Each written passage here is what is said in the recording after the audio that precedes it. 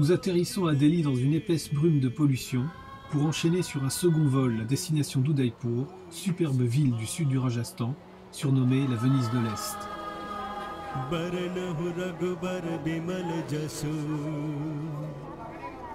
C'est la fin d'après-midi. Nous tâtons l'ambiance de la vieille cité à Gangorghat, au bord du lac Pichola, surplombé par le City Palace et d'où l'on a une vue remarquable sur le palais du lac.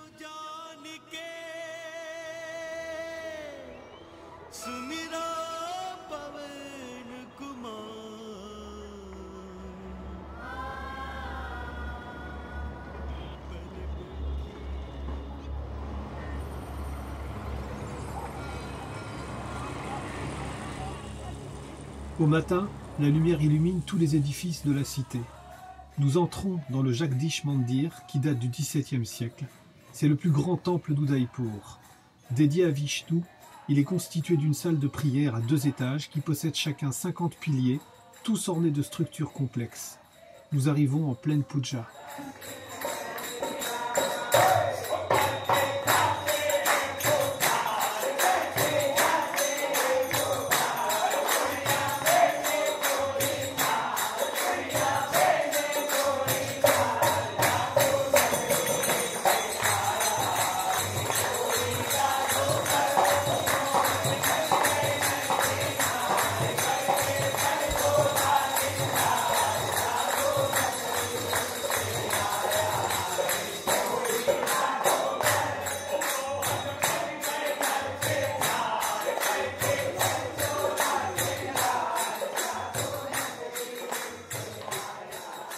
Les bas-reliefs du temple sont très richement ornementés.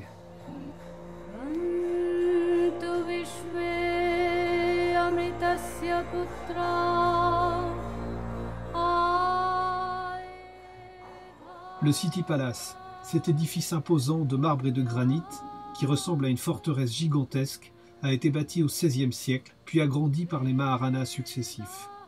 C'est un labyrinthe de halls, de salons, un entrelac d'escaliers et de cours, un dédale de jardins, de patios et de vérandas.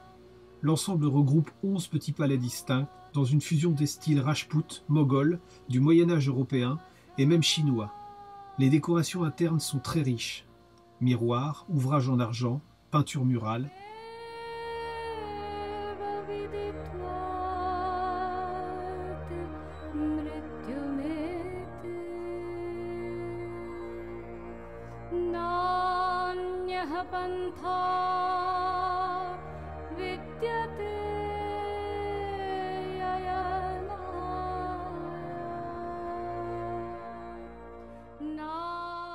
Nous nous perdons dans les ruelles de la cité.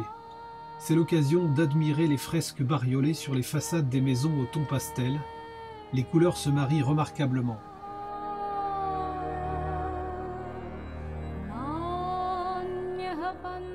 Le Pichola Lake borde la partie sud d'Udaipur. C'est un lac d'eau douce artificielle, créé au XIVe siècle pour irriguer les cultures environnantes et disposer d'eau potable. On y trouve 2 îles en son centre, Jag Nivas et Jag Mandir, flanqués de plusieurs palais, à présent transformés en hôtels de luxe.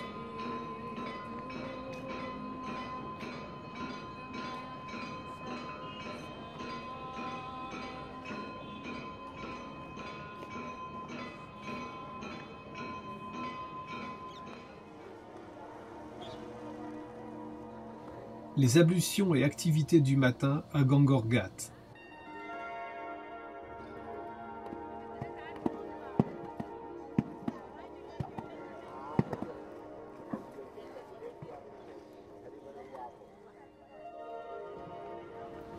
Nous prenons un tuk-tuk pour nous rendre au marché journalier d'Udaipur. On y trouve, comme dans la plupart des marchés du pays, épices, fruits, légumes, colliers de fleurs, paniers et corbeilles tressées, tout ce qui fait le quotidien de la cité.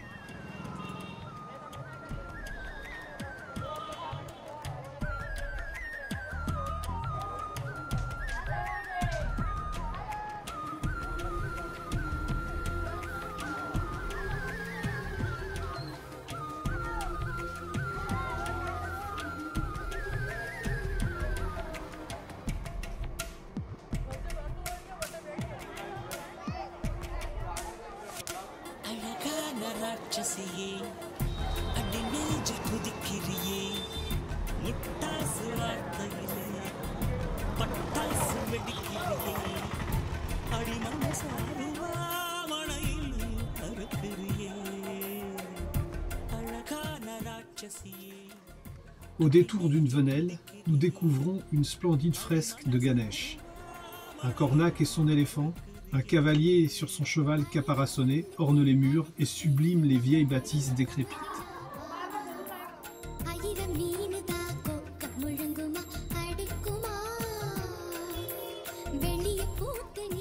Une jeune fille réalise un dessin sur le seuil de sa maison.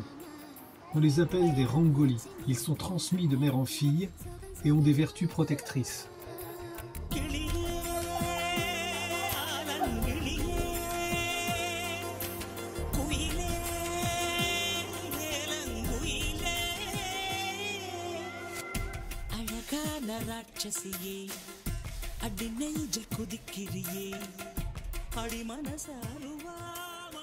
Après 2 jours de sérénité dans la cité d'Udaipur, nous quittons le Rajasthan pour le Gujarat et la ville de Ranthambore, qui sera une étape avant Shamlaji, au lieu du pèlerinage du XIe siècle posé au bord de la rivière Meshva.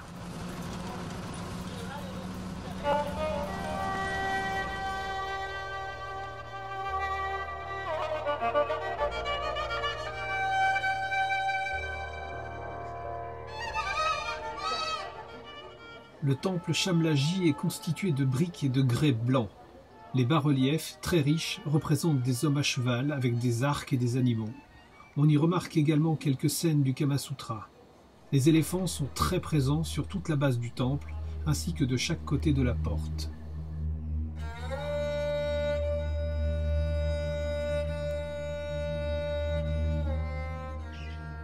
Un remarquable rangoli orne le sol à l'arrière du temple. Il faut dire qu'ici se prépare activement la Kartik Purnima, fête tenue chaque mois de novembre qui voit se rassembler différentes castes et communautés. Au cours de ce festival qui dure 2 semaines, les pèlerins qui viennent en groupe, portant des bannières religieuses et chantant des textes dévots, se purifient lors d'un bain rituel dans la rivière Meshva.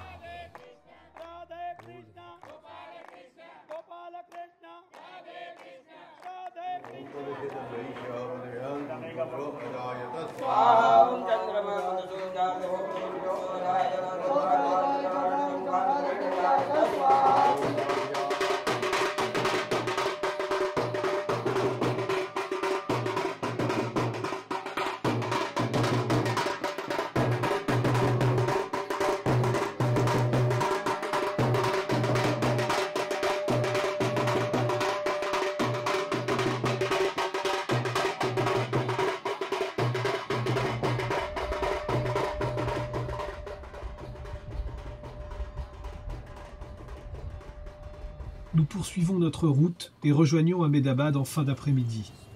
Notre première visite est pour le Kalupur Swaminarayan Mandir, qui nous avait tant plu lors de notre premier passage en 2006. Son architecture est à base de bois de teck de Birmanie. Ses couleurs chatoyantes et ses sculptures opulentes sur chaque colonne, chaque arche, en font un temple très différent, comme sorti d'un conte de fées.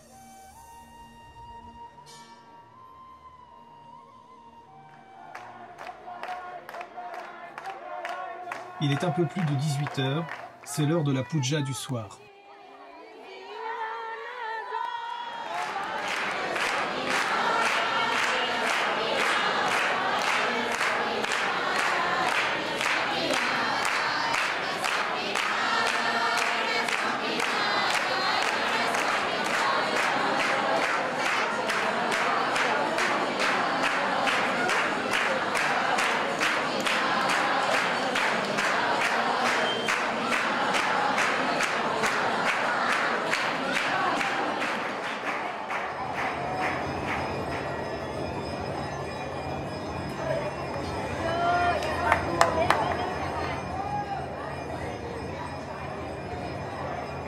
La ferveur y est toujours d'une grande intensité.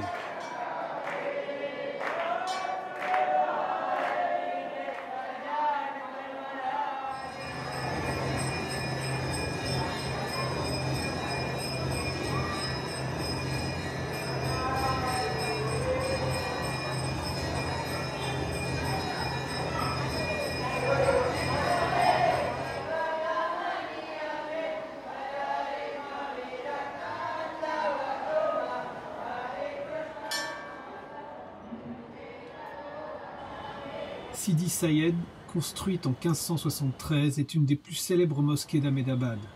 Le bâtiment est pourvu de 10 djali. Ce sont des écrans de pierre sculptés qui permettent à la fois aux femmes de voir à l'extérieur sans être vues et de favoriser la circulation d'air à travers les motifs géométriques.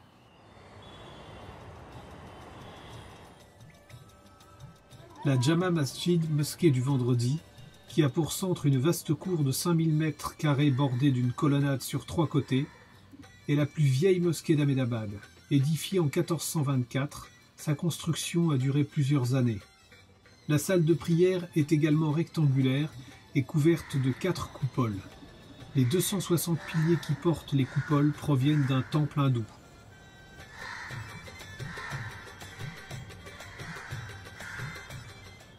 C'est l'heure de la grande prière du vendredi.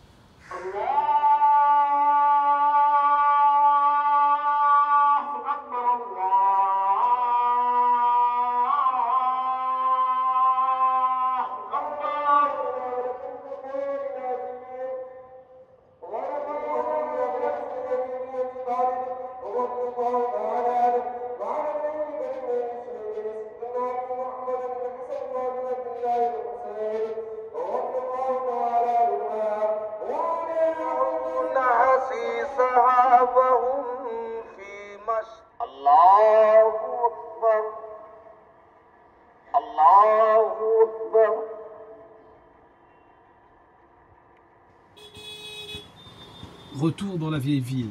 Autour de Gandhi Road, c'est un bazar animé, populeux et invraisemblable.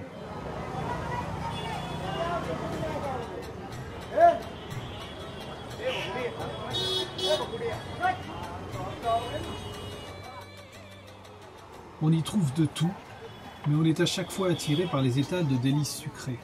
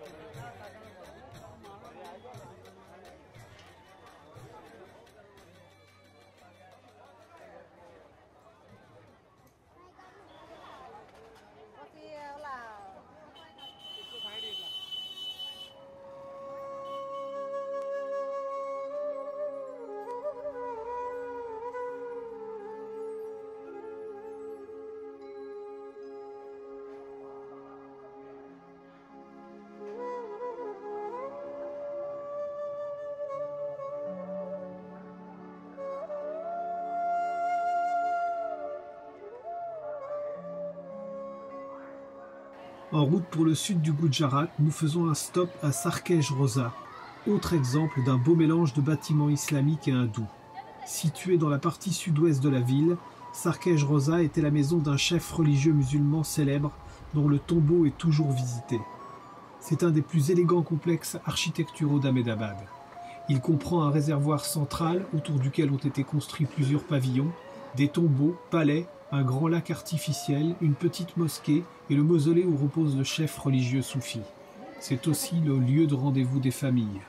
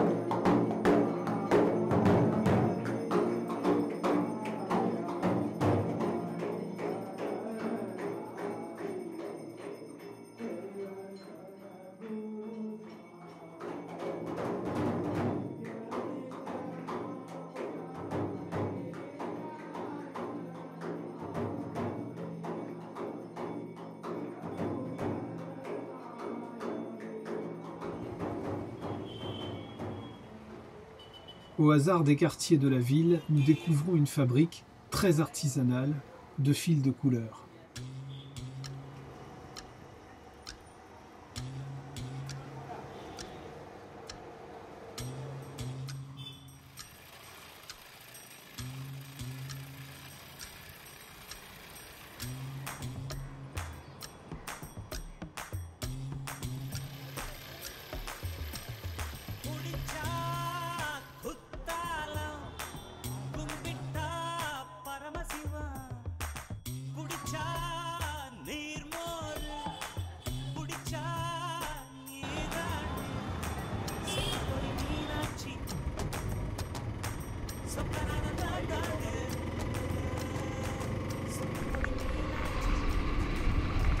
C'est un peu le bordel, hein. On est serré, hein. On est très serré. Qu'est-ce qu'on est serré? C'est le bordel, hein. Pour nous rendre au festival de Vota, il nous faut emprunter un tuk-tuk et ils sont tous pris d'assaut. Qui aurait cru que nous pourrions tenir à 16 dans un rickshaw? C'est dingue, hein.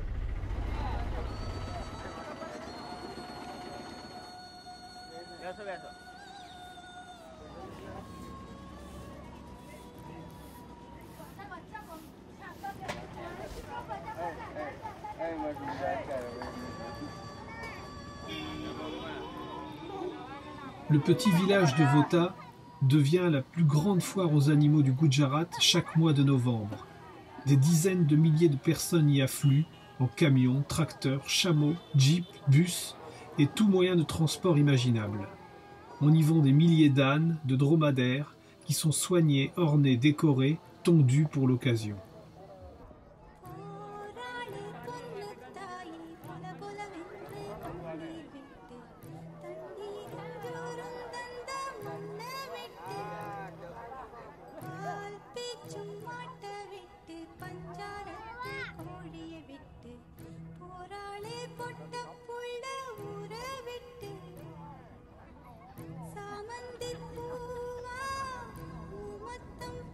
Cet endroit perdu devient un gigantesque campement où se déploient des centaines de petits commerces et services.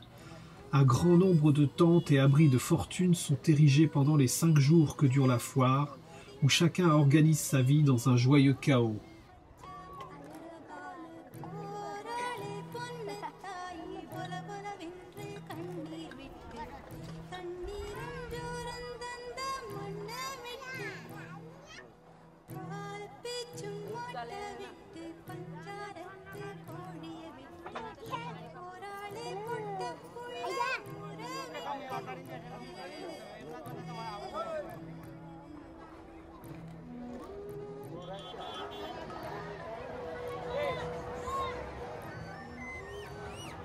La fête foraine, ultra bruyante, est un incontournable de toute Mela en Inde.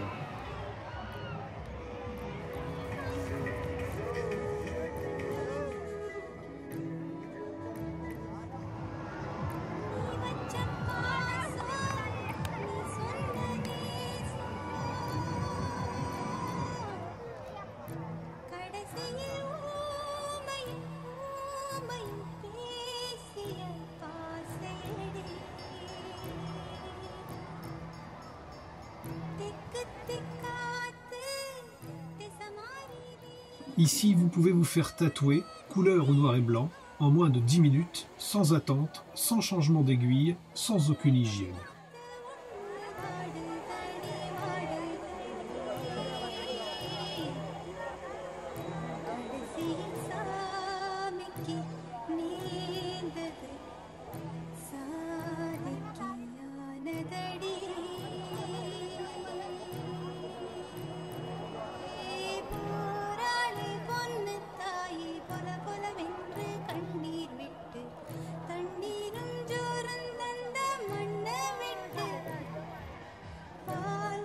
Tout festival a ses sadhus. Celui-là avait décidé d'amuser la galerie.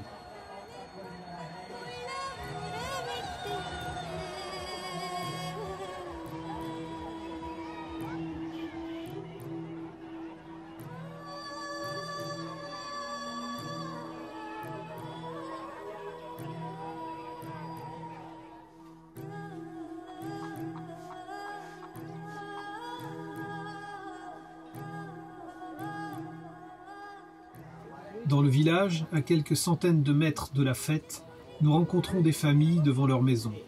On nous offre bien volontiers le chai local.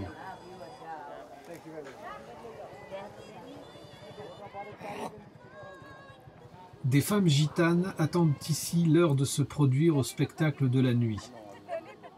L'une d'elles nous présente son animal de compagnie, un furet de belle taille.